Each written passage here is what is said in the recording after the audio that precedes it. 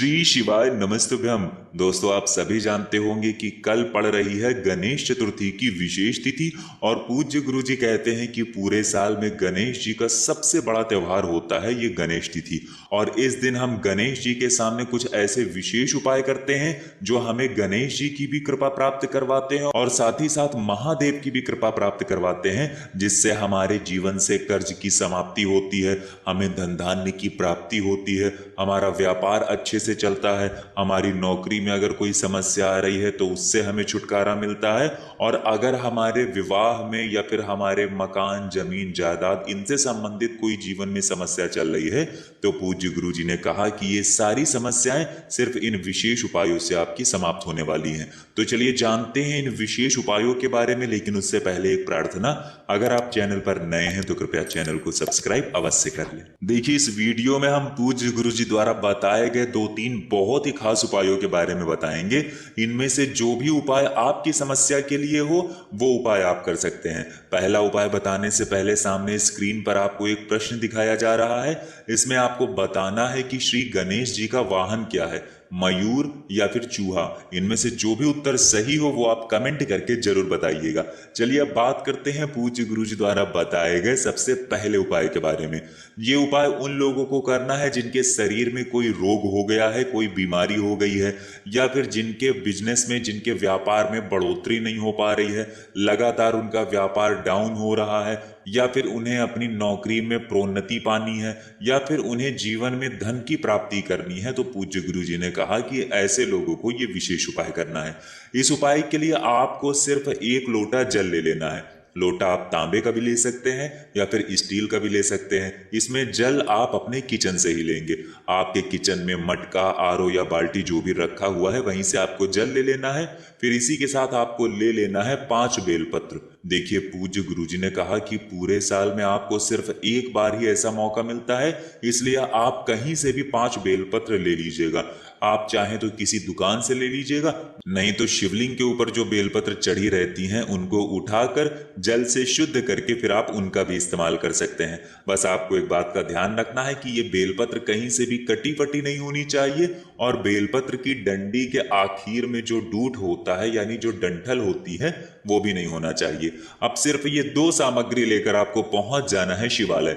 पूज्य गुरु जी ने कहा कि ये उपाय आप चाहें तो शाम को कर लें या फिर सुबह कर लें। देखिए, शिवालय पहुंचकर सबसे पहले आपको एक काम करना है। आप जो 5 बेलपत्र लेकर गए हैं उन 5 बेलपत्र को एक साथ कर लीजिए और इन 5 बेलपत्रों की डंडी पकड़कर आप ये बेलपत्र श्री गणेश जी वाले स्थान पर टच करा दीजिए। आपको बेलपत्र रखनी नहीं है बल्कि सिर्फ स्पर्श करानी है। शिवलिंग के दाहिनी तरफ श्री गणेश जी का स्थान होता है। अगर आपको स्थान नहीं पता है तो सामने स्क्रीन पर आपको वीडियो में समझाने का प्रयास किया जा रहा है।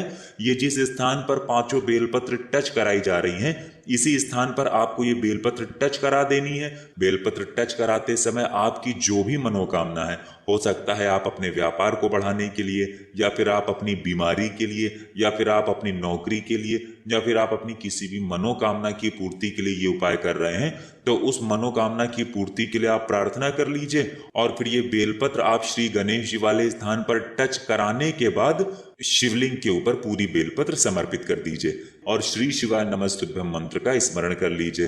फिर 1 लोटा जल आप जो लेकर गए हैं उस जल को धीरे धीरे शिवलिंग के ऊपर समर्पित करते जाइए और लगातार शिव महापुराण के मूल मंत्र श्री शिवाय नमस्तुभ्यम या फिर ओम नमः शिवाय का स्मरण करते जाइए। इस प्रकार से जल समर्पित करने के बाद आप फिर से अपनी मनोकामना शिवलिंग के सामने बोल देंगे और फिर वापस अपने घर आ जाएंगे। पूज्य गुरु जी ने कहा कि जब भी हम मंगलवार की इस विशेष तिथि में ये उपाय करते हैं तो हमारी ऐसी कोई मनोकामना नहीं जो महादेव की कृपा से और भगवान गणेश की कृपा से परिपूर्ण ना की जा सके। इसलिए आपको गणेश चतुर्थी की इस विशेष तिथि में ये विशेष उपाय जरूर करना चाहिए। अब इसके बाद बात करते हैं पूज्य गुरु जी द्वारा बताए गए दूसरे खास उपाय के बारे में जो आपको अपने जीवन में चल रही कर्ज की समस्या को समाप्त करने के लिए है। पूज्य गुरुजी ने कहा कि हम कर्ज ले तो लेते हैं, लेकिन कर्ज उतारते समय हमें बहुत ही कठिनाइयों का सामना करना पड़ता है। और जब हमारा कर्ज आसानी से नहीं उतरता है तो हमारे दिमाग में यही रहता है कि बस एक बार ये कर्ज उतर जाए, उसके बाद आजीवन कभी कर्ज नहीं लेंगे। इसलिए आपको ये उपाय जरूर करना चाहिए। अगर आपके जीवन में बहुत भारी कर्ज हो चुका है तो पूज्य गुरुजी ने कहा कि हम आपको यकीन दिलाते हैं कि ये उपाय करने के बाद आपका कर्ज अवश्य ही समाप्त हो जाएगा। देखिए, इस उपाय के लिए आपको 1 लोटा जल ले लेना है। लोटा आप तांबे का ले लीजिएगा और जल आप अपने किचन से ले लीजिएगा। इसी के साथ आपको 1 टुकड़ा गुड़ का ले लेना है, 1 छोटा गुड़ का टुकड़ा आप ले लीजिएगा। सबसे आखिर में आपको लेना है लाल मसूर की दाल। लाल मसूर की दाल आप चाहें तो 11 ले लें, या फिर 21 ले लें, या फिर 41 ले लें, या फिर 51 ले लें, और या फिर 108 ले लें। जितनी भी आप लाल मसूर की दाल ले सकते हैं उतनी लाल मसूर की दाल ले लें। अब ये तीनों सामग्री लेकर आपको पहुंच जाना है शिवालय। पूज्य गुरुजी ने बताया था कि ये भी उपाय आप चाहें तो शाम को कर लें, शाम को प्रदोष काल के समय करना चाहें तो ये समय आपके लिए सबसे उपयुक्त होगा। और अगर आप शाम को प्रदोष काल के समय नहीं कर सकते हैं तो प्रदोष काल के बाद में कर लीजिए या फिर सुबह कर लीजिए। पूरे दिन में किसी भी समय इस उपाय को आप कर सकते हैं।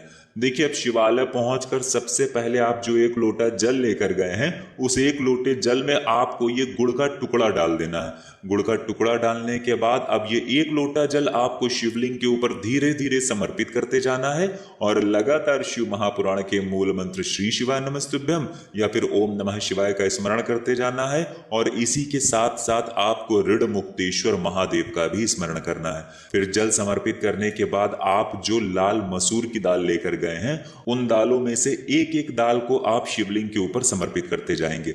1 दाल आप शिवलिंग के ऊपर समर्पित करिए, ऋण मुक्तेश्वर महादेव का स्मरण करिए। दूसरी लाल मसूर की दाल शिवलिंग के ऊपर समर्पित करिए, ऋण मुक्तेश्वर महादेव का स्मरण करिए।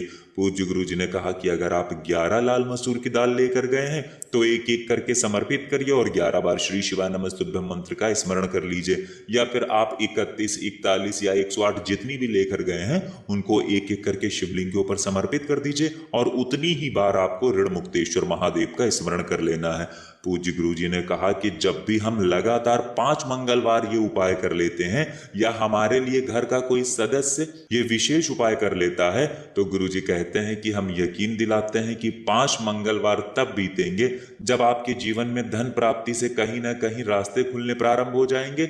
आपको धन प्राप्त होगा जिससे आप अपना भारी से भारी कर्जा भी समाप्त कर सकते हैं। अगर बीच में किसी मंगलवार आप ये उपाय नहीं कर पाते हैं तो फिर अगले मंगलवार को भी कर सकते हैं। अब इसके बाद बात करते हैं पूज्य गुरु जी द्वारा बताए गए सबसे आखिरी और सबसे खास उपाय के बारे में, जो आपके जीवन में चल रही किसी भी प्रकार की समस्या को समाप्त करने के लिए तो है ही और साथ ही साथ आपके जीवन में कर्ज मुक्ति के लिए भी है। आप अपने जीवन में किसी समस्या से, किसी विघ्न से, किसी परेशानी से जूझ रहे हैं। आपको लग रहा है कि एक समस्या समाप्त नहीं होती और दूसरी पहले आ जाती है। आप कोई भी कार्य करना प्रारंभ करते हैं लेकिन उसमें आप असफल ही रहते हैं, तो आपको ये विशेष उपाय मंगलवार के दिन जरूर कर लेना चाहिए। देखिए, इस उपाय के लिए आपको सिर्फ 1 पान का पत्ता ले लेना है। पान की जो नीचे की डंडी होती है उसको तोड़कर आप अलग कर लेंगे। फिर इसी के साथ आपको 2 लौंग ले लेनी है। 2 लौंग आप जो भी लेंगे वो फूल वाली होनी चाहिए, लौंग टूटी हुई नहीं होनी चाहिए। फिर इसी के साथ आपको 1 हरी इलायची ले लेनी है और हरी इलायची लेने के बाद सबसे आखिर में आपको थोड़ा सा शहद ले लेना है। अब ये सारी सामग्री लेकर आपको किसी भी हनुमान जी के मंदिर में पहुंच जाना है। पूज्य गुरु जी ने कहा कि अगर आप ये उपाय रात के समय में करते हैं यानी शाम के समय में करना चाहें तो शाम के समय में कर लें। आप 7 बजे करना चाहें या 8 बजे करना चाहें या 9 बजे करना चाहें तो रात में किसी भी समय कर सकते हैं। अगर रात के समय में आप ये उपाय करते हैं तो यह आपके लिए बहुत ही लाभकारी होगा।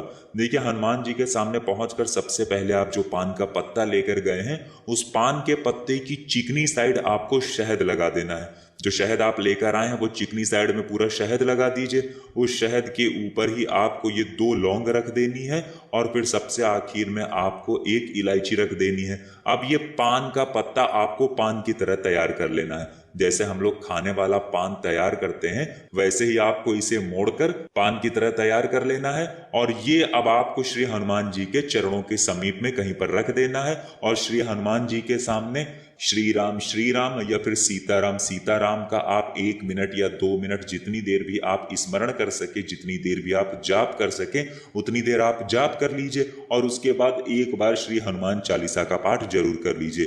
पूज्य गुरु जी ने कहा कि जब भी हमें हनुमान जी से अपना कोई भी कार्य करवाना होता है तो हम सबसे पहले प्रभु श्री राम के नाम का गुणगान करते हैं, जिससे हनुमान जी हमसे प्रसन्न होकर हमारे उस कार्य को बहुत ही शीघ्रता से पूर्ण कर देते हैं।